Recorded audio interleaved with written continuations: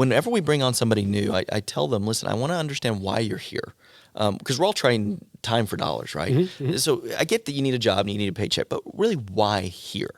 And then what is your why in life? What is going to make you feel relevant? And then if this can become that vessel to help you accomplish that, then this is where you need to be. But if it's not, I want to be the first person to help you get to where it is you need to go. Cool. So don't ever feel like you can't come tell me that. Because here's the reality. As long as you're here, you're not renting my brand. I'm renting yours. Yeah. And I think that's where a lot of organizations fail, especially the bigger they get. The bigger they get, they think, when you come to work for me, you're renting my brand. No. No matter what we do from an artificial intelligence perspective or technology, comes into play, this is still a human business. And people do business with humans. And so whenever I have a human operating within my firm, I am effectively renting their brand. Yeah. Welcome to the Self-Funded with Spencer podcast. Healthcare is broken, and we aim to fix it one conversation at a time. So I think we're rolling, right? I assumed we're ready to go. All right. Well, Seth Denson, how are you, man? Good to see you. Good to see you, buddy. Good to be back. Literally great to see you. I feel like really honored to get to be back. Like I didn't screw up so bad on the first round. Well, you are one of a very select group of people that have gotten to sit down a second time. Well, thank you. So I appreciate you. I'm honored. I had to invite you to the new space, man. I kind of want to secretly show off to Seth Denson the space that we're shooting. Yeah, it's worth showing off. Yeah. This is great. I walked in, I was like, man, this is exactly what you would want this space to be. Yeah. Now, right? If I only had like $1 million, I'd build it myself. It's coming, I'm sure. Well, it's coming. But hey, man, I appreciate you coming back. I thought, let's catch up. Obviously wanted to get you on the couch, the orange couch. Hopefully we'll make this like the infamous orange couch at some point.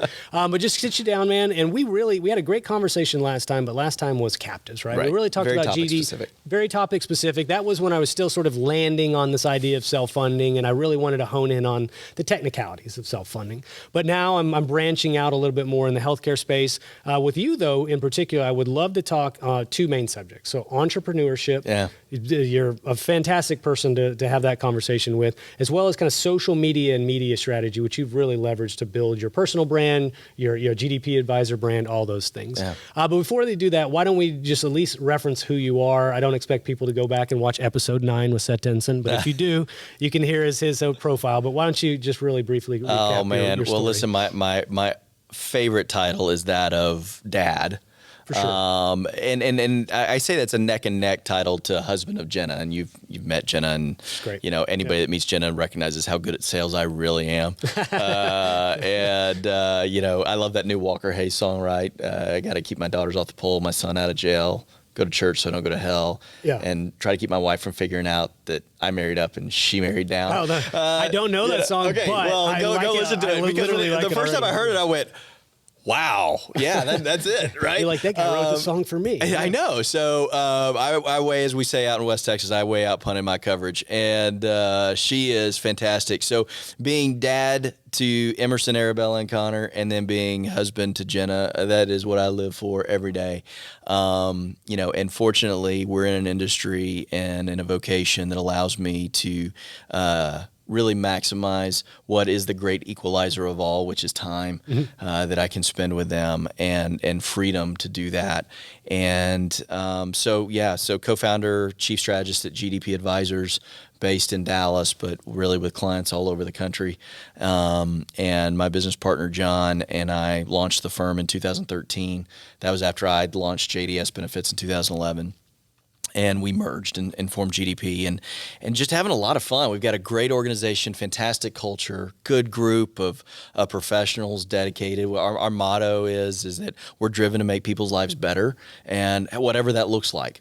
And we've got a great group that's dedicated to do that. So, I'm driven by my faith and just get to love every bit of life that I'm living right now. Yeah.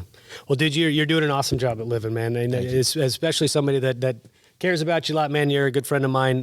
It's really great to see your success, and I mean that sincerely. Likewise. And I'd like to talk about that story, right? If you don't mind. I mean, I've had quite a few folks that are entrepreneurs on the show, yourself included, and I really gravitate towards that story. I think it's growing up with a father who's an entrepreneur himself, but also just I love the success of the guy or gal that decides I'm going to go out on my own and I'm going to do it my way. Right? Maybe like your story where you talk about kind of being stuck in an organization, not stuck, but you had this I think you called it a Jerry Maguire moment where you had your manifesto and you're like, this is what I think we should do. And all of a sudden you thought it was going to go out with a bang, and it kind of went the other direction. Wah, wah. And so that started you though. Like it propelled you on that journey. So why don't you share a little bit of that story with the folks? Listen, this podcast is brought to you by True Captive Insurance, a premier medical stop-loss captive for employer groups ranging from 25 to 1,000 employees. True Captive believes in healthcare that is personal and insurance that isn't complicated. That's why they take a white glove approach, making it easy for employer groups to transition into a program built specifically for them. Check them out at truecaptive.com. This podcast is sponsored by PlanSight. PlanSight is a technology for employee benefits brokers to more efficiently manage their RFP process for any group size, all funding types, and over 20 benefit lines and point solutions. PlanSight is the only end-to-end RFP technology on the market today. Let's modernize your RFP process together. Check us out at plansight.com. Listen, I will tell you, I did not enter into my vocational career with the idea that I ever wanted to be an entrepreneur or an innovator. It was, hey, I really want to find some really talented people that I can learn from, that I can ride their coattails, that I can pad a 401k and create a comfortable life, play as much golf as humanly possible, and and enjoy that life that this industry affords. And I was doing just that for about 10 years of my career. And, Spencer, I know that you know this, but many don't. I'm a college dropout. So I was supposed to play baseball in college, and I was a biblical theology major. So I was specifically looking at colleges that did those two things, that had baseball programs and biblical theology, which limited. Yeah, I was going to say that's options. probably a niche market, right? It is. And I knew I wasn't good enough to play beyond college, but I could play in college. And so I was recruited by a number of universities to go play. But my father, you talk about your dad being an entrepreneur. My dad was a pastor of a church, and I say he still is a pastor. That never changes. Yeah. But I jokingly say he sold eternal insurance, so I knew the language. But he actually came to me my senior years. I was racking my brain over where to go, and really kind of sat me down and said, "Why do you feel led that you're supposed to do that?" And I didn't have a good answer to that. And he said, "Well, then don't. Don't pursue that because you think that that's something I want you to do or anybody else, because you should be felt called to do that." So for me, it was like, okay, there's a reset button now. And I got into the financial services industry in large part because I kind of fell into it because I had a guidance counselor in college that said, what do you want to do? I said, I want to play a lot of golf. She said, what career can allow you the opportunity to do that? And everything was in the financial services sector. So the problem, though, is I was kind of rounding out my freshman year of college and going into my sophomore year, was recognizing that, man, college is a lot more expensive when you don't have scholarships to cover it. Yeah. And, forfeiting a baseball scholarship and a biblical theology scholarship, because in that same conversation, I told my dad I didn't want to go into vocational ministry. I also broke the news I was done playing baseball, too. Really? What motivated that? Just burnout. Yeah. I was just done. And I you know me well enough to know I've always had a goal in mind. Like, I've got to be driving towards something. And I knew if I pursued college and baseball in college, it would not be to get to the next level because I wasn't good enough to do that. It would help me get through college, but not to pursue something that maybe I was passionate about. So I was done with it. And so what I made a gamble, and I said, you know what I'm going to do? Instead of going to college, because in this business you don't have to have a degree, but you do have to have education. I'm going to, rather than invest dollars in going into debt to get a piece of paper on the wall, I'm going to invest sweat equity in going to work for some of who I think are the best minds in the business that I can learn from, and I will work for them for as low as I possibly can to get their attention and to get their willingness to let me try. What was that original job, just out of curiosity? So it was funny. The first one I got offered was at Merrill Lynch, and a gentleman in our community who I had great respect for in the financial services sector found out that I got the opportunity to go to Merrill Lynch, and he picked up the phone and called me and said, "Don't do that. That's a different breed over there. You're wired a little different."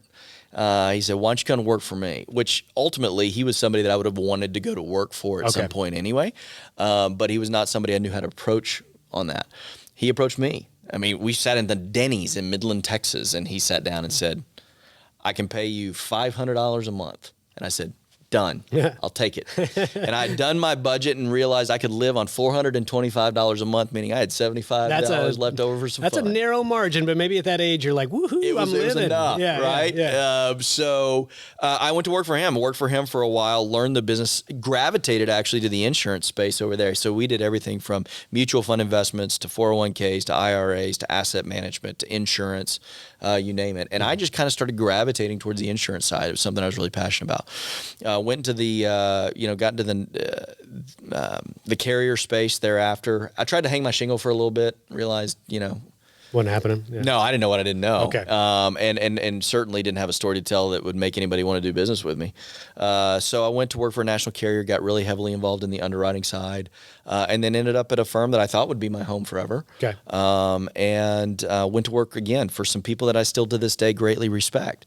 But I had a vision. You mentioned it. My friends call it my Jerry Maguire moment, where I wrote a business plan for how I felt like our industry could be reshaped. Mm-hmm. About 10 years into my career, I had one of those moments where I recalled a conversation that my father had with me the day that I told him I wasn't going to go into vocational ministry. And it was, son, I don't care whatever you do, just follow your passion. But do me a favor, never chase money, because you'll find you'll never catch Mm-hmm. it. Mm-hmm. Find what you're passionate about, chase that, do good things for other people, and the money will chase you. Yeah. And I had forgotten that because I had gotten to the point where I really was chasing the money. Okay. And there was this moment of clarity, and I sat down and this is right when the Affordable Care Act was being passed. So it was kind of what sparked my brain flow to say, hey, how could we really fundamentally improve access, quality, cost of care to everyday Americans? And so I wrote a business plan. It later became a book that I wrote. Yep. But at the time, I started to present that business plan, and it became very obvious that was not going to be adopted. Well, isn't it funny? I mean, so innovation, right, isn't always met with the same like open arms as you envision it will be in your head, especially if you're challenging the status quo in which a business has been built on. That's right. So if you're paid, your paycheck depends on your messaging around a certain thing a certain way, right? Yeah. Well, what are you going to do? You're going to message it that way. So all of a sudden, if you present a new idea that might be sort of juxtaposed versus that, like what are you doing? They're not going to necessarily come to you and say, you know what, Seth, we're going to change our whole business around you. That's it, right? Yeah. We're going to take this multi-million-dollar organization and reshuffle it. And it's interesting, the comment that was said to me as I was sharing my plan was, do you know how we make money here? And I said, yes, I do. But I would argue that I think we can make just as much, if not more, because we would bring more value. Yeah. And listen, I wasn't met with malice, but it was met with, that's not going to work here. Right. And that's fine. That organization till this day is doing quite well, and God bless them. But I think that, that maybe every entrepreneur needs sometimes that catalyst moment, right? It's you have this fork in the road for your career, and you say, well, my passion and my heart lies here. This is my vision for this. If it's not shared, then I got to go my own way, right? I knew I could never go back. I knew at that point, once I'd put pen to paper and I had written it down and I had structured it, I knew there was no way I could never not pursue this in this business. Yeah. And so it was funny. So that day when I presented it and it was apparent that it was not going to be adopted, I resigned. Oh, really? Immediately. Wow. Okay. And I respect your conviction. Yes, I'm calling conviction. Others call it other things. Yeah. But it was one of those. It was funny because I remember getting in my car, and the emotions are just swirling, right? Because you go in to make the presentation thinking it's going to go one way. It went a very different way. Mm-hmm. And I think in the back of my mind, I thought it could, but I really hadn't planned for that. And then I certainly didn't plan to say, I guess it's probably time for me to leave. And I remember looking for any piece that I could find. I called Jenna on the way home, and she goes, well, how did it go? And I said, honey, not as I had planned. Yeah. I think we just started a firm. And, again, God gives you what you need when you need it. And he gave me a fantastic wife who said, good, let's do it. Yeah, cool. And we were off to the races and really trying to implement that plan. And fast forward now, that was December the 29th of 2010. Oh, wow. So fast forward to today in 2022, and I would like to say that, we have executed at a higher level on that plan than I ever thought we would. It has taken our business to the highest level of what I thought we could do. We're now part of an even bigger organization in Acrisure. We became part of Acrisure in 2019, who saw that same plan and had a different subset, and they went, "That's exactly what we need to do." Cool. And so today it's been great, but man, those lessons along the way, I got to tell you. Well, you wrote about some of those lessons recently. You were gracious enough to share them with a kind of a pre-publication of an article. I think you did say you presented it at Benefits Pro last week. I did. So I got the opportunity to give the closing keynote at the Benefits Pro conference. Yeah. And it was really that was the speech, if you want to say, that I gave was, and I did it based on this. So, growing up as a kid, my dad would always take us to go camping. It was our last trip of the summer before we would go back to school. And there's 3 boys in my family, 4 including dad. Where we would go camping was a couple hours away from where we lived in West Texas. And so my dad would always, he would tell us, he would pick along the way who got to build the campfire.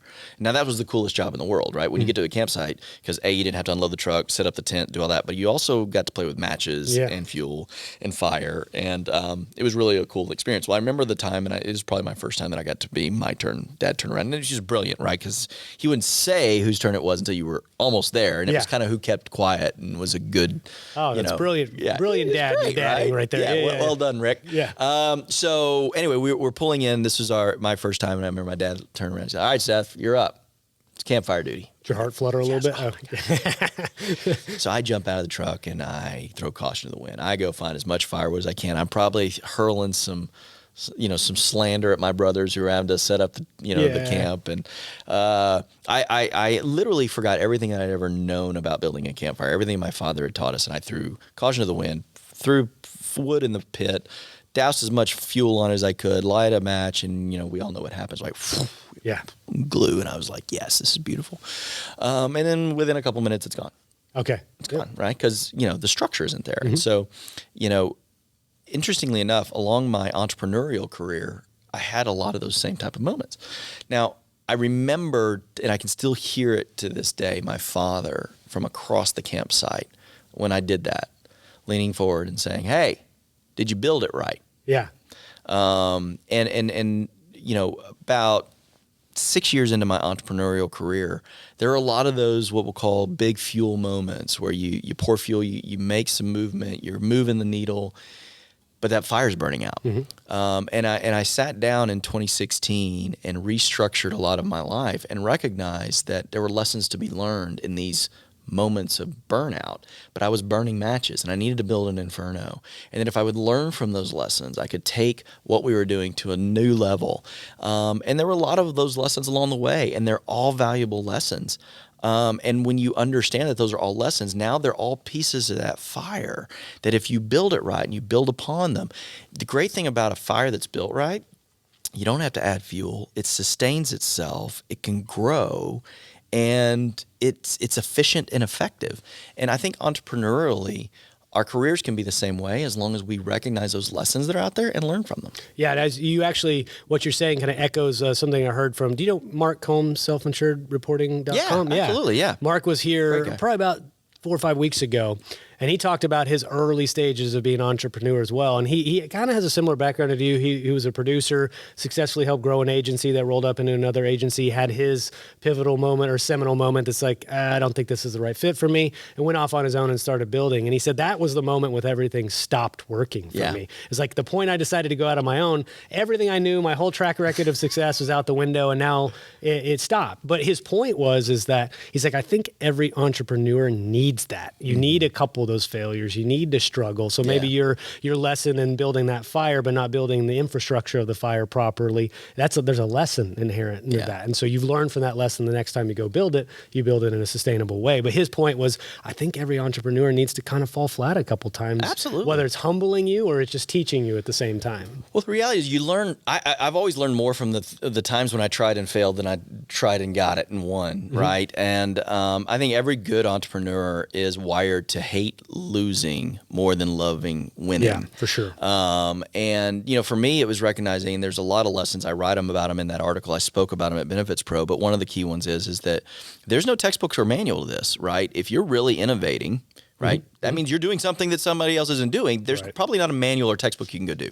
And my not going to college, right, meant that I had to work that much harder to work through problems and think through them. I didn't have that institutional knowledge that I could rely on. And so there's times as an entrepreneur, you're both the smartest and the dumbest person in the room at the same time.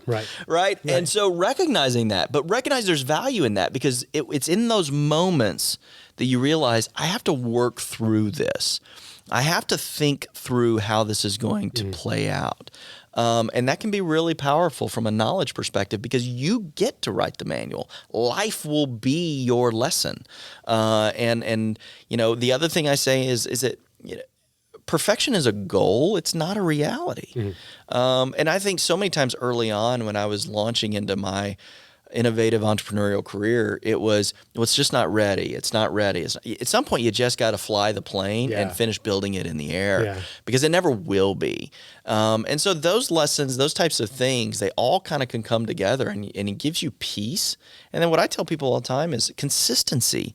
In an entrepreneurial world, time can be your friend and your enemy. Right. And the distractions are twofold, as if you're just an employee somewhere or just doing your daily job. So you've got to create those consistencies, because that can be that comforting thing for you. So for me, I get up early every morning. I'm up between 4 and 4:30 every morning. I have a routine that I go through every morning. I exercise around the same time every day. I eat lunch at the same time. I almost eat the same lunch every day. I try to go to bed at the same time. I do the certain things. If you could put wash, rinse, and repeat on my life, there is nothing that gives me more peace than that. But all of these things are great lessons that you can learn. Well, so I have this suspicion, and I want to bounce it off you, that entrepreneurs almost need to be a little bit naive in how difficult the adventure is that they're about to undertake. Because if you knew truly how difficult it was and how many trials and tribulations and failures, you might not take the first step. So that is my suspicion, having interviewed a lot of entrepreneurs, and I've seen it play out firsthand. Would you think that's at least close, on the mark, or did you always know that you could do it, right? Did you always know that it was going to be hard, but that you could do it going into it? I think that in the back of your mind, you knew that there was always a way to get it done. Okay. And you felt like you were probably the right person for the job. But there certainly are those moments when doubt would creep in. Yeah. And failure is imminent. It is absolutely imminent. And the key to making mistakes is learn to, I say this all the time, you got to eat crow fast. Okay. You're going to eat it either way, right? And hot crow goes down a lot better than cold crow does. And it sucks. It tastes terrible regardless. But your ability to recognize the mistake, to own it. And by the way, when you're the entrepreneur, I don't care how many passengers in the bus there are, you're driving it. Yep. So the mistake is yours to be made, and to be owned and to be dealt with. So eat that crow fast, learn from it as quickly as possible, do everything in your power to make the same mistake twice, right? But at the same time, as I can't remember if it was Sammy Sosa that said, somebody said, you never steal second with your foot on first. Yeah. You're going to have to make mistakes. You're going to have to swing at the pitch. And then you have wins. And that's the other thing is you've got two key things, I think. One is find a way to have early success. Okay. Success breeds success. Success has babies. And when you can have a success, no matter how minute or small you might think it is, in the grand scheme of what you're trying to do, man, big things can happen from that, because that's going to replicate. And the other thing is, and this is really hard for a lot of entrepreneurs, it certainly was hard for me, but once I recognized it, it made all the difference. There's an old saying, right? Don't miss the forest for the trees. Well, don't miss the tree for the forest. Okay. Look for those little things that you can do that are going to help get you where you need to go. Don't worry about the force. Don't worry about the end goal. Don't worry about the destination. Worry about the next step towards it. Find that as your success point. Be successful at it. And then you're taking one closer step to solving for the forest because you solved for that tree. Solve for the tree. No, I like that. The idea of a little win. There's that mindset of get 1% better every day, or, there's variables you control. Like maybe you're trying to lose 20 pounds at the gym. Well, the first thing I'm going to do is maybe try to calculate the amount of calories I need and get myself in a caloric deficit. Or I'm going to, you pick the little things that you can do that in aggregate add up to helping you achieve that goal, which I think is a great point. You can't solve that big problem you're trying to solve overnight. No. I think Dr. Bricker way back when he was on the podcast says you can't boil the ocean, right? So you have to you have to do it in pockets first. Yep. Now I suspect though we kind of talked about the early stages, right? Obviously, clearly we fast forwarded 12 years and you're clearly successful and probably beyond even maybe what you envisioned you might be. But do the problems just become bigger in scale? Do they become different now that things are going well? Like what is, sort of benchmark me versus the early days and now and what you're doing? Well, the value of the problems that you have now is you're not always the smartest person in the room, and sometimes you're not always the dumbest either. Now I've got a big staff. Okay. Yep. So I've got resources. I've got co-collaborators with me. I think I may have just made up a word. That's a great we'll word. go with it. I like it. There's people that you can have alongside you, and while the problems may be bigger, your resources to solve them are also bigger. Okay. And so that's a powerful thing. What you've got to become better at, I think, as your organizations continue to grow, is recognize that the level of growth that you had in an early stage is probably not in the same. Like, again, when I had one client, doubling by 50% was not hard. Yeah. When you have 100 clients, it's a little tougher, or 200 or 500 or 1,000. Yeah, that's what you always see early stage companies like, we've experienced 1,000% growth. That's right. Yeah, because you went from 1 to 10 clients. Yeah. Right. Good job. Yeah. So, so doing those types of things is obviously bigger. And then you have to, it's very difficult once your organization gets to a certain size that you can be an owner operator. Mm-hmm. You have to be an owner. And that's hard because you got to start letting go of things. Yeah. You have to start saying, hey, but I remember somebody had told me early on when I started my firm that the day that I knew that I had made it and it was successful was the day that I started hiring people that were so much better at me at what I did really well. And I love the fact that we're there. I've got a staff of people that run circles around me at the thing that I used to think I was better at than everybody else. And that's a really powerful thing. So what it allows you to do and what entrepreneurs need to do is recognize that your phase of your entrepreneurial career will go, there are phases. There is almost like, in life you have toddler phase, and you have adolescence, and you have puberty, and then you have maybe pre-adulthood, and then adulthood. Yeah. Business is the same way. Right? There are, in that toddler phase, you're just trying to learn to crawl. And then you walk, and then you run, and then you fall, and then you have to get back up, and you have to learn the lesson of getting back up. And then you have to, maturity, and then you have to start thinking about sunset. Yeah. Right? When your knees start aching a little bit. That's it. Yeah, and, stuff. It's interesting to think, and listen, I think I've got 20 years left in my tank. I know that the day I stop is the day I die because I'm just not wired to not do this.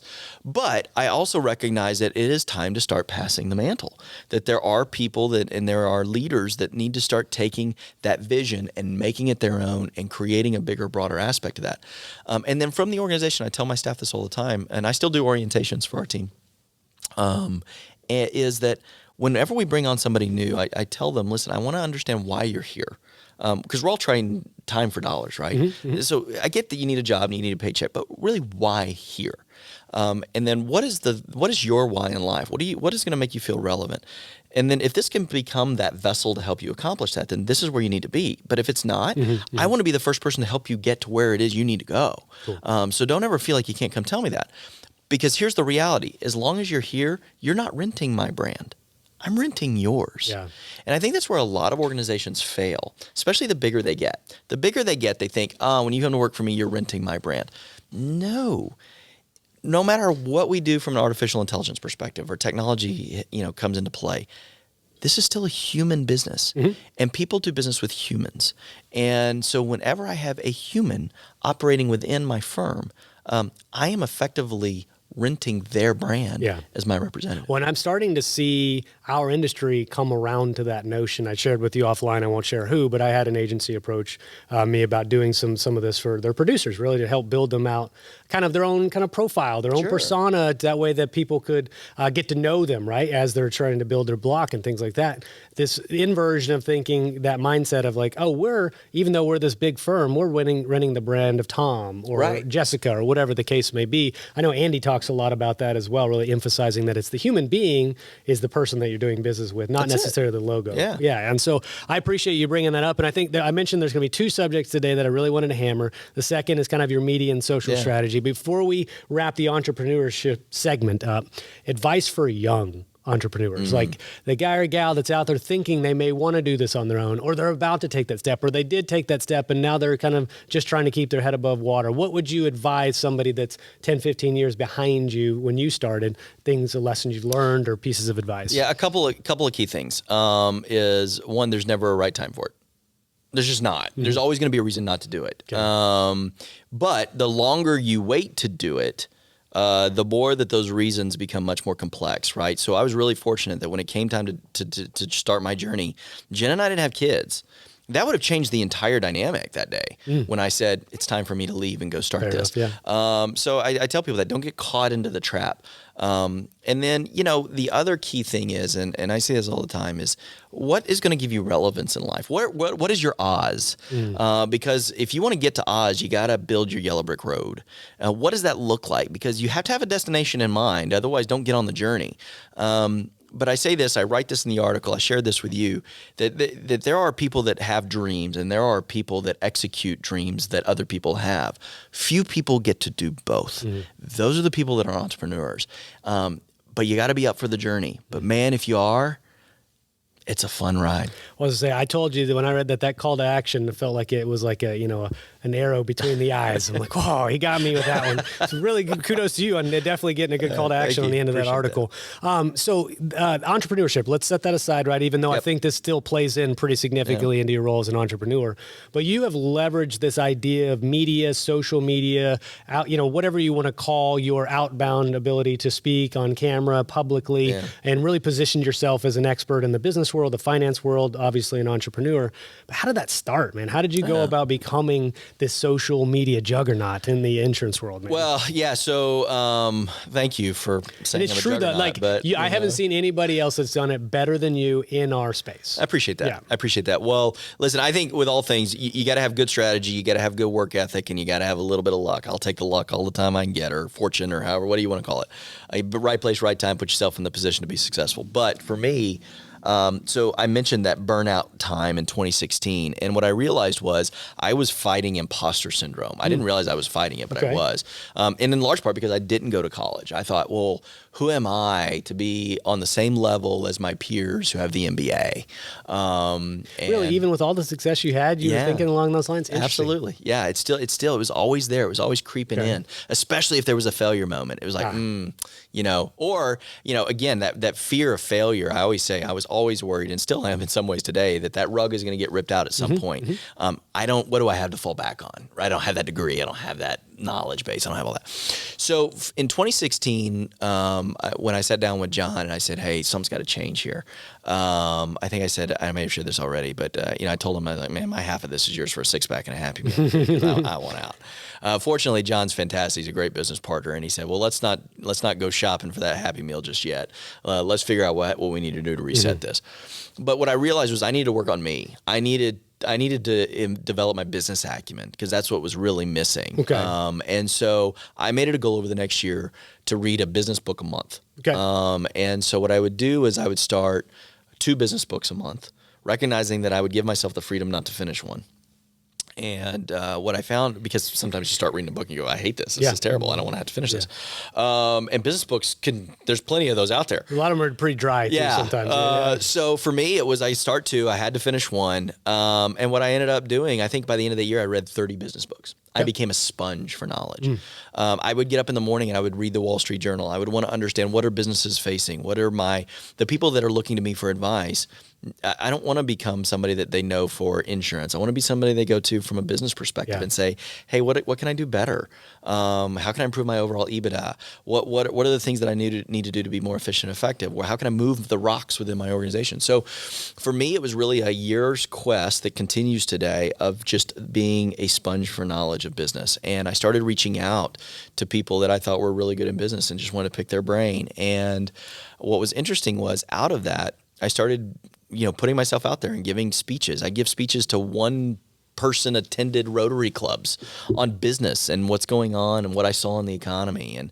And interestingly enough, in 2017, or beginning of 2018, I guess it was, J.P. Morgan, Berkshire Hathaway, and Amazon came together and said they were going to start a health insurance company for their employees. I remember that. Yep. Nobody knew what they were going to be doing.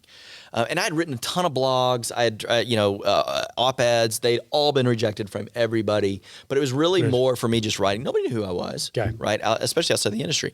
But I set out with the idea of I don't necessarily care if people within the industry know who I am. They're not doing business with me. I want people outside the industry to know who I am. Mm-hmm. I want people who I want to do business with to go, when they think of healthcare, when they think of business, when they think of risk, when they think of being more efficient, effective, I want them to go, hey, we should talk to that Seth guy.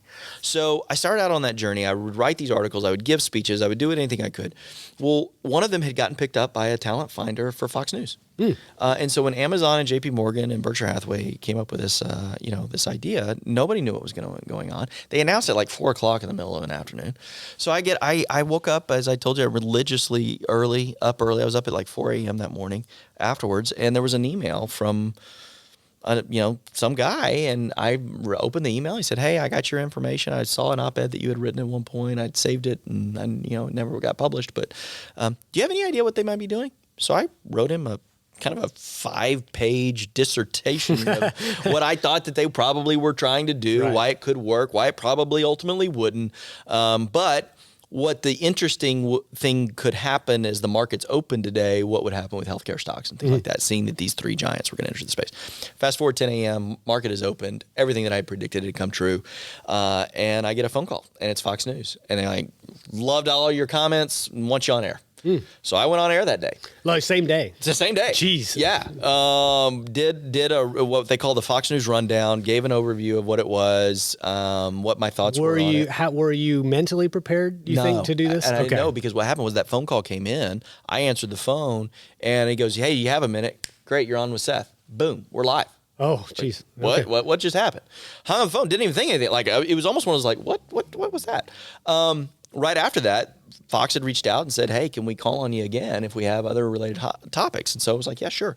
That year, that following year, I did probably 200 segments on Fox, and I was writing talking points for some of the biggest names over at Fox News who you would know. Were they all call-in segments, or were you doing video segments as well? I started out mostly radio, so mostly Fox Radio. I think they do that so if you screw up too bad, you're not in front of a million people when you do it. Fair enough. But then November of that year, so that was in February. By November of that year, I was on air. And I was a regular on Fox and Friends, and I became a regular on Fox Business. And then, don't worry, people that don't like Fox News, I did a bunch of CNN too, and I did some of the other networks that may have a different political stance. And I tried to, and I always said, hey, listen, I'm going to tell the truth. The truth doesn't change no matter what your political affiliation is. And if you always tell the truth, you don't have to remember what you say. So let's just speak the truth. Yeah. And I was equally critical of any side of the political aisle. And it was funny because I'd do a segment, and I'd have one half of the political spectrum telling me, oh, you're such a right-wing nut job. And then I'd have the other stuff saying, oh, you're a lefty, granola eating, blah, blah, blah, blah. And you're going, I get the same interview. Like, what are you talking about? Like, how do you do different? Because everybody's in their echo chamber, right? Yeah, for sure. So what was interesting was when the first time though that I got asked, and remember, my background was in the financial sector. It wasn't in insurance. It was in financial sector. So I had that to glean from. But I was on Fox one day. I think I was on Fox and Friends actually. And I think I'm going on to talk about the latest rendition of the repeal and replace under the Trump administration. And all of a sudden he goes, Seth, I'd like to talk to you about the trade deal we just struck with Mexico and what you think the impact on the markets are going to be on that. Now, fortunately, again, I get up every morning at 4 and I read religiously anything I can get my hands on. So I was well versed on that topic, thankfully, because you don't know what they're going to ask you. And I certainly didn't have a clue what they were going to ask me here. And I made it through the interview. I'm sure that if you could have seen what was going on inside of my brain, that hamster was running on that wheel 50 miles an hour, and I'm panicking. Yeah. But I stayed calm, cool, at least I think I did. And of course I got done. The producer came in my ears like, hey, that was fantastic. He was like, time out. I was like, hey man, I thought you guys were using me for healthcare stuff. And he goes, we're done hearing all the Wall Street guys talk about this. You talk in a way that anybody can understand it, and we knew you could handle it. I'm like, Thank you. I appreciate that vote of confidence. Next time, give me a heads up. Yeah, like at least give me 5 minutes to prep. Like, fast forward to today, though, I almost never talk about healthcare. On the news. Isn't that interesting? I'm on every day. I've done 2 segments today. I'll do another one tonight. I'll be on again tomorrow in the morning and do another one tomorrow afternoon and evening. And I am almost always talking about what happened in business today, what's going on in the markets, what's going on globally, domestically, how's it impacting businesses, inflation, you name it. I've got a voice in that conversation. It's made me a better advisor to my clients because I have a bigger grasp of what headwinds they might be facing and how to possibly navigate. Well, I've experienced a microcosm of that because like everybody kind of early on knew me as the stop loss guy doing the stop loss videos, right? Then you expand in the podcasting realm and I just expanded topically into self-funding and now it's kind of branched out into more healthcare related. Now it's kind of business and entrepreneurship. Careful, I'm going to have you on Fox soon doing give me at least 10 minutes heads up. So but what I was going to say though is like I'm actually getting people now coming and saying, "Hey, could you teach me how you're doing the podcast thing?" Like and all of a sudden I went from the stop loss guy to the self-funded guy.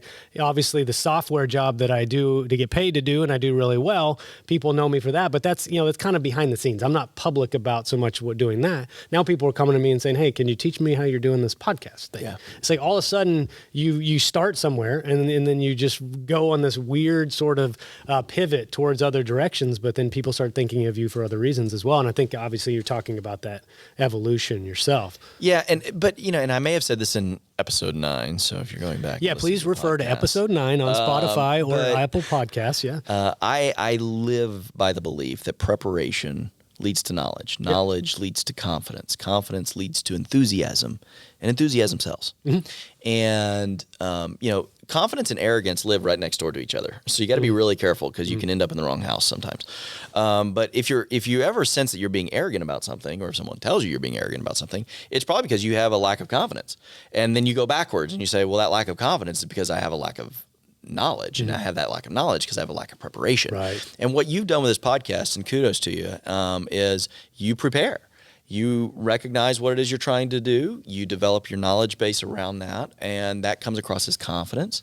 But it's interesting you say that though, because like the confidence and arrogance, right? I do think you said it's because you're sort of unprepared and maybe you're faking it, but the arrogance is sort of the ego's outward expression of being confident. Well, I'll fake being confident by being arrogant, if you will. Right. It comes across obviously a little dirty, but also I think it's just because you're insecure. It's not necessarily, you're not arrogant because you think you're better. It's because you're insecure about your ability to stand up against toe to toe with somebody. And so, for me, it's recognizing those moments and checking myself, right? Listen, I would much rather humble myself than be humbled by someone else.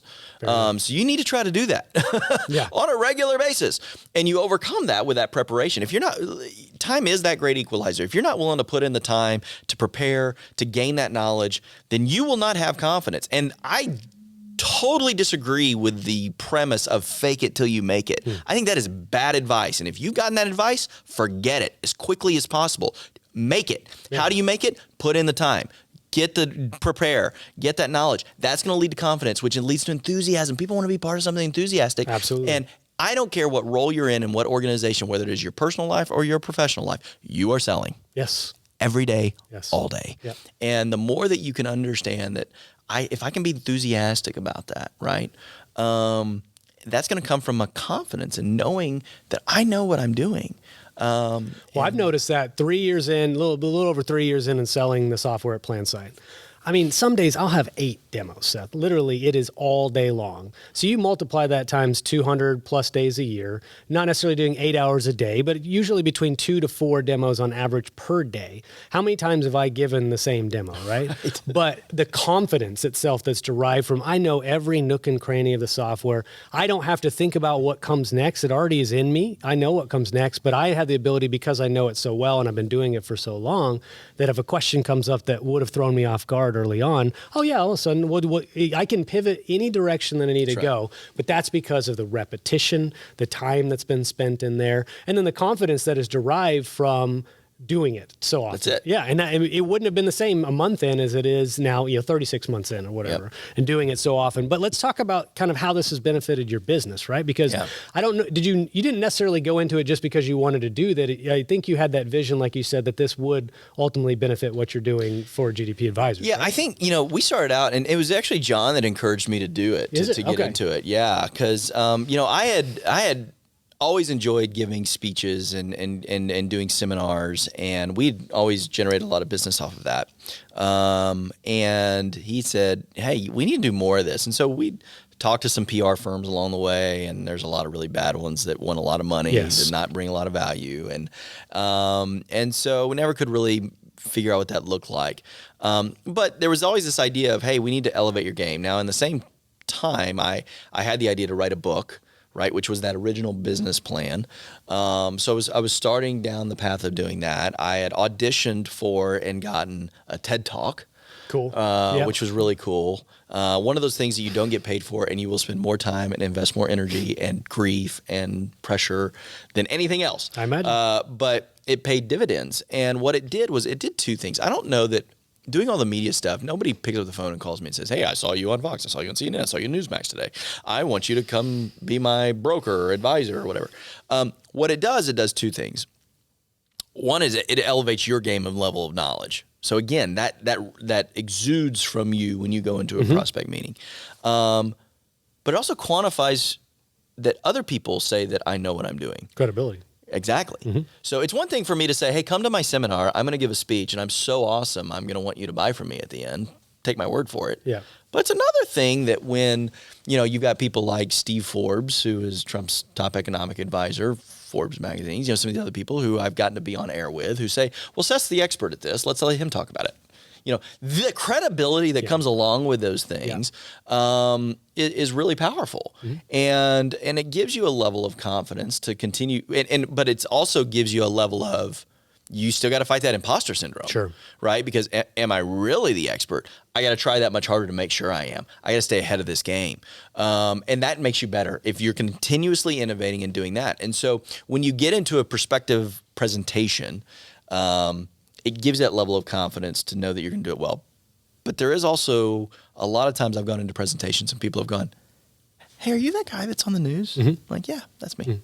Yeah, every once in a while you can get a little pat on your own back. But I mean, I think it's rewarding, right? Because you're putting a lot of effort into this. Some people just see you on the TV and go, oh, Seth gets to do TV all the time. It's like, well, how much work is Seth doing off camera to prepare for that 5-minute segment, right? For every 5 minutes, it's a minimum 1 hour worth of work. There you go, right? So then multiply that times multiple times a day, right? Different subject matter. Oh, by the way, he's still running GDP Advisors and all those things. It's like he works hard for it. And I think that's the same thing as you see somebody become an overnight success and you don't know the 10 years of their backstory where they were an unknown, right? Until they became a success.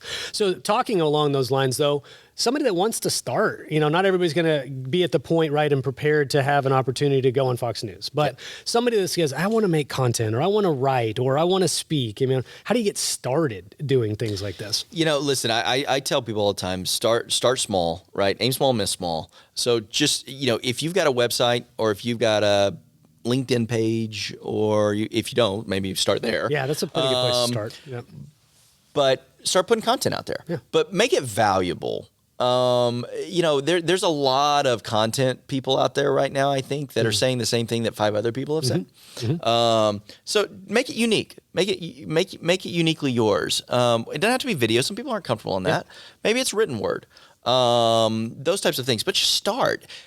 Build your confidence up. Listen, when you get on national television in front of multiple millions of people, and you're asked questions that you have no idea what the questions are, you have to have a level of confidence going into that.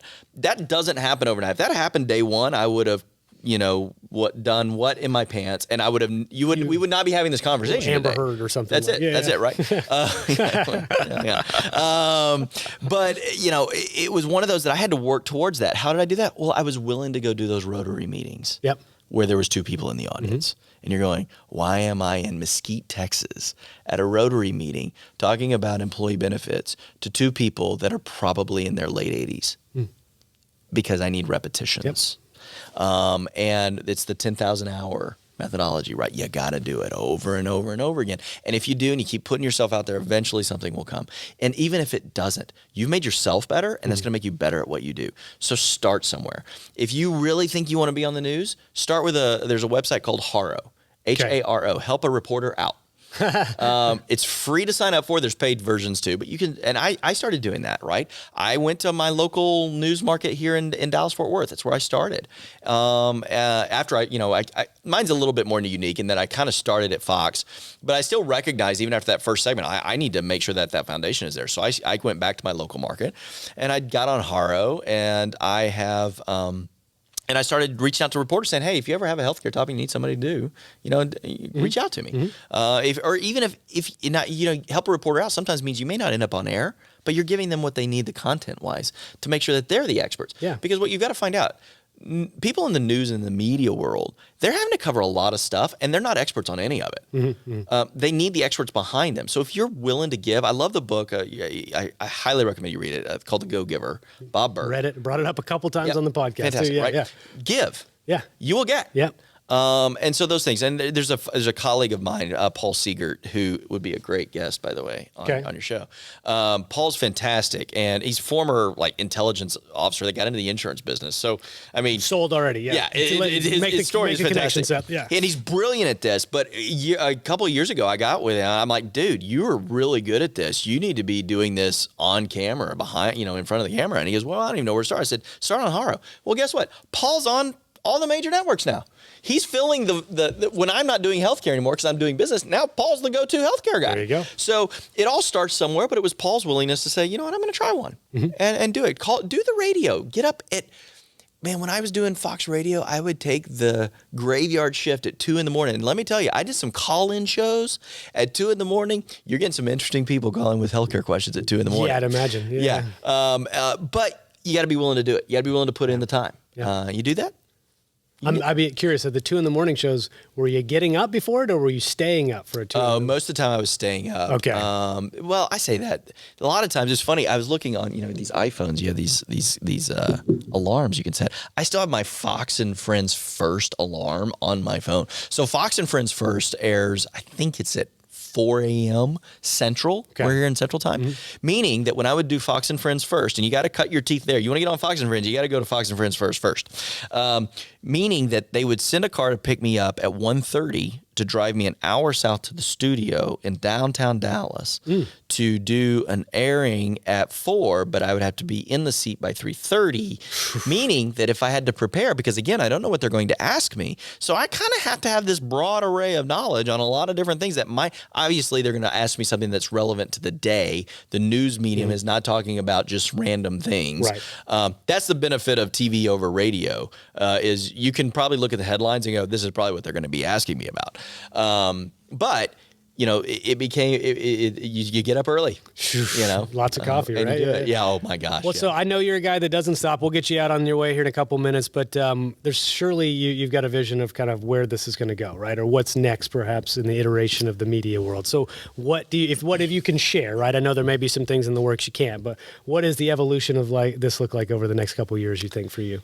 For me, I think it's continuing to build what we're doing at GDP and within Acrisure. I believe in the message of what Acrisure is doing, which is bringing the best in artificial intelligence with human intelligence to a world that needs to be approached differently, and that's this insurance risk world that we're in. Utilizing technology to do that. I hope that I get to play a key role in casting that vision and even executing it in some ways.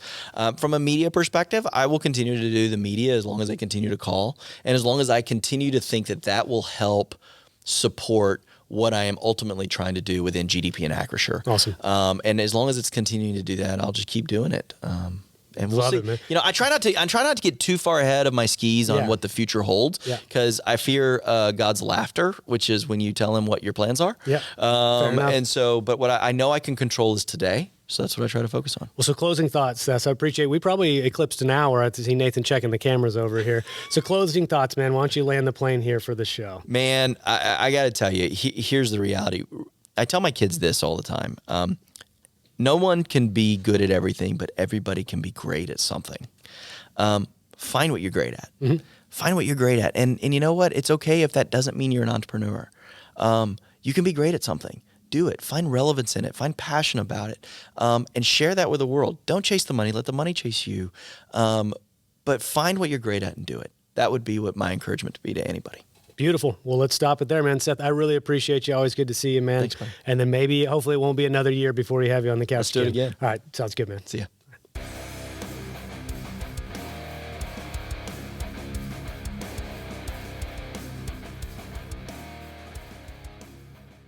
True Captive believes in healthcare that is personal and insurance that isn't complicated. Check them out at truecaptive.com.